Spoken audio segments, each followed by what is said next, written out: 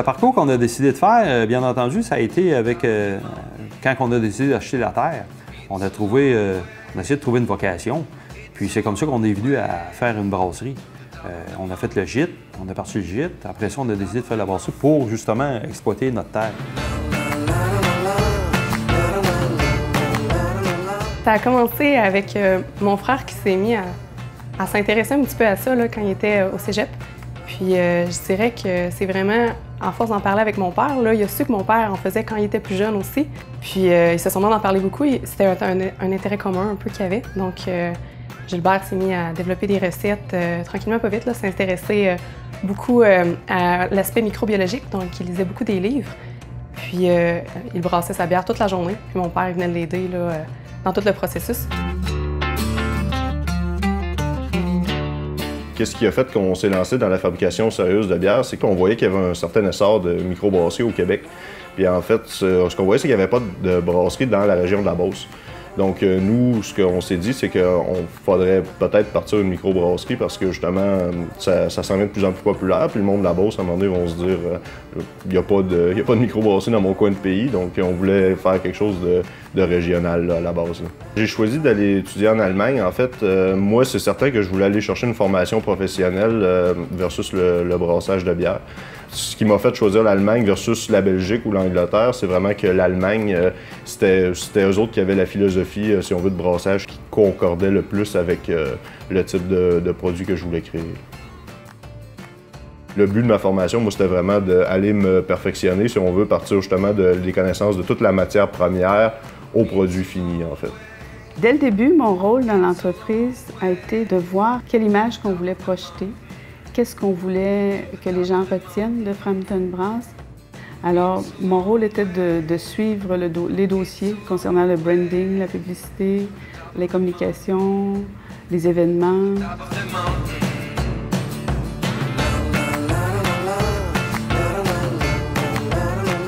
Dans les premiers commentaires, je me rappelle entre autres de monsieur qui a dit c'est comme Twilight Zone. Parce qu'il est arrivé ici en passant par les rangs, il savait qu'on venait d'ouvrir, il était au courant, il était à l'affût et il voulait être dans les premiers à venir ici, j'imagine aussi. Alors, ça a été pour lui une belle découverte et puis son commentaire m'avait vraiment frappé. Ma conjointe et moi sommes très amateurs de microbrasserie et lors de notre déménagement à Sainte-Marie, il y a environ 4 ans, une de nos premières recherches comme fournisseur a été de trouver une microbrasserie locale, ce qui fut fait lorsqu'on a trouvé Frampton Brass. Les produits qu'on a goûtés, ils étaient agréables à boire, ils étaient agréables à sentir. Puis il y a aussi toujours, quand on regarde une bière, l'aspect couleur à son jeu. Quelque chose de bien important aussi, c'est que ça fait quand même 3 ans qu'on fréquente l'endroit. Et puis la bière, elle a le même goût. Dans le temps, on parlait de iso-nommez-le, mais c'est comme si on avait iso-bière ici, c'est-à-dire que le brassage, en tout cas à notre goût, il est très très stable, ça goûte toujours la même chose, il n'y a pas de surprise.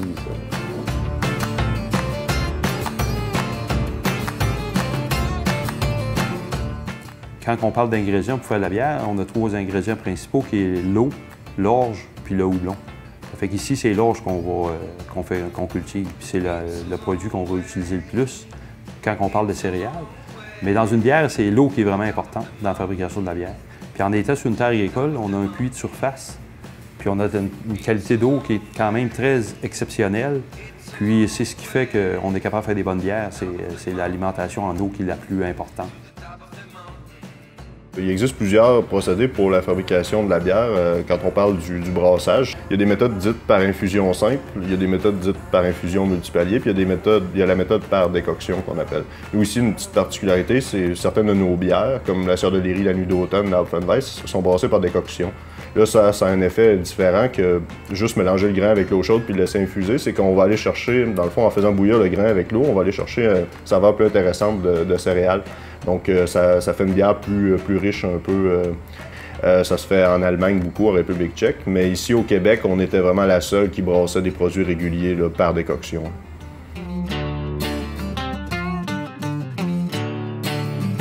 La distribution, ça a été un petit côté un peu compliqué, en étant loin des grands centres. Au départ, on voulait vendre beaucoup dans notre région. On essayait de faire une brasserie régionale. C'est le but de Frampton Brass. Mais c'est un peu dur à développer des nouveaux produits sur le marché. Fait qu'on s'est reviré vite. Malgré nous, on s'est mis à aller livrer quand même à Montréal puis Québec. Puis là, depuis 2 ans, on fait affaire avec un distributeur qui est Transbrou. C'est un distributeur qui est situé à Montréal. Puis c'est eux qui distribuent nos bières. Et la raison pourquoi on les a fait rentrer, mais pourquoi qu'on les garde, c'est que oui, il y a une demande, mais de plus en plus, les clients sont connaisseurs dans la bière, puis on a beaucoup de bières belges. Mais des bières de type allemande, on en a moins. Puis la brasserie Frampton Brass, ben, c'est des maîtres brasseurs qui sont diplômés en Allemagne. Fait que ça fait un type de bière qui est unique un peu, qui se démarque même des autres microbrasseries. C'est pas quelque chose qu'on a nécessairement. On a les bières belges, mais on a une bière allemande de type Beauceron. C'est sûr que notre produit, de plus en plus, on fait 5 ans qu'on existe. On va faire 5 ans cet été. Puis on est content parce qu'on rentre quand même à des établissements qui sont très intéressants, entre autres au Beer Mark. Puis on sélectionné notre nuit d'automne. Puis entre autres, ça a été la même chose au Resto au Ciel. Anciennement le resto l'Astral, le Concorde, au Concorde. Ça a été la même chose. Ils ont sélectionné notre bière, puis entre autres, eux, ils ont pris la double IPA qui est en fût. Puis c'est la bière, entre autres, qu'on a gagnée au Canadian Brewing Award. Mais eux, ils l'avaient sélectionnée avant qu'on gagne le prix.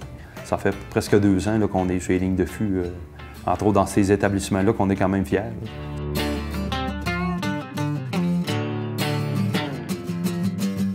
Frampton Brass, dans 10 ans, ça va être encore une entreprise familiale. On espère seulement grossir sur le marché, mais tout en gardant la qualité, le service client qu'on offre déjà, puis également là, la belle dynamique qu'on a ici. Là. Dans 5 à 10 ans, comment je vois Frampton Brass? Je vois une entreprise qui a des bons produits bien établis et je vois que c'est une entreprise qui est florissante, qui se positionne. Frampton Brass est là pour rester. C'est sûr que nous, on veut continuer à innover, à faire des nouvelles bières sur le marché, éventuellement participer à plus de concours, idéalement gagner des prix, mais ça, on ne peut jamais trop le savoir. Mais c'est sûr, augmenter la réputation, la reconnaissance de notre brasserie. Quand on parle de projet de futur de Frampton Brass, c'est sûr que notre but est vraiment d'être une brasserie régionale. Puis qu'est-ce qu'on veut, c'est de vendre dans notre région, le plus possible, pour avoir la proximité de transport. On parle un peu de côté écologique. C'est sûr que quand on va dans d'autres régions, entre autres en Allemagne, c'est beaucoup axé sur les brasseries régionales.